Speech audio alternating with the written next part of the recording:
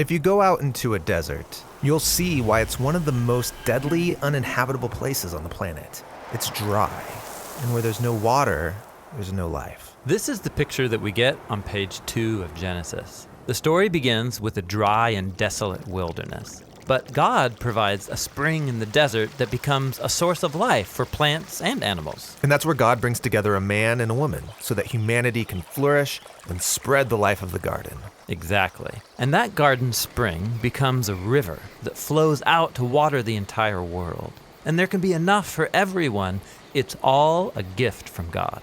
And this is great. Humans in a lush garden, but as it turns out, they find a way to ruin it. Right. Despite all of this water that God's provided, it's like they still have a drought deep inside of them. This is an image of the human condition, how we're always thirsty for more. But more of what?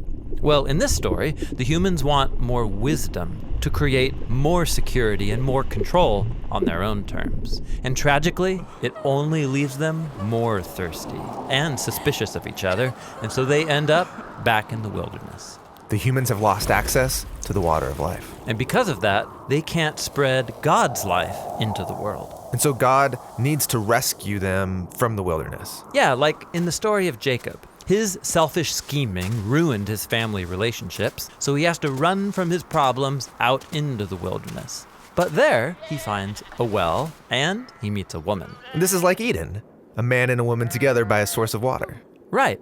And then through Jacob, God creates the family of Israel. And he invites them to share in his own life so that they can be his partners in spreading that life to others. And sometimes they do this. But ultimately, they struggle with the same drought of the soul, thirsting for more power and more control, and it leads them down a path of violence and self-ruin. And so they find themselves in a new wilderness, captive to other nations. All this effort to quench our own thirst on our own terms, it's killing us. Yeah, the biblical prophet Ezekiel described Israel in exile as a pile of dry bones, scattered in a desert valley. But, he said, one day God will pour out his own life presence, his spirit, to water the land, to create a new Eden and new kinds of humans. People who can spread God's life to others. Exactly. And so this brings us to the story of Jesus. Right. And there's a story about Jesus who goes to a well that Jacob used to own. And just like in Jacob's story, Jesus meets a woman. And he tells this woman that no matter how much water she drinks from this well, she'll always thirst for more.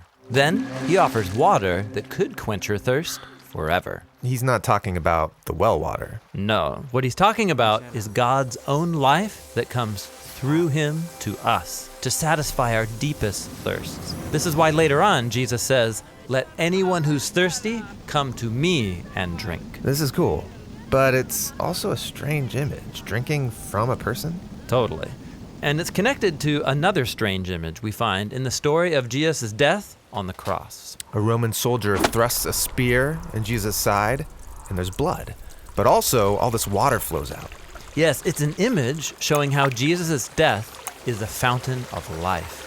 From him, God's own love that would die for his enemies flows down and out into the world.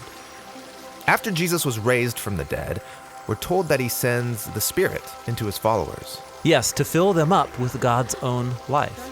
This is why the Apostle Paul said that when we join the current of God's Spirit, the fruit of Eden starts growing in us. Love and joy, patience and kindness, gentleness and self-control. People like that can create beautiful things in the world that bring life to others. Yes, like little streams of God's life that can come together and point forward to the beautiful scene that we find on the last page of the Bible. There's a new river of life. Yes, it's flowing out from God and into a renewed creation, bringing life to all wherever it goes.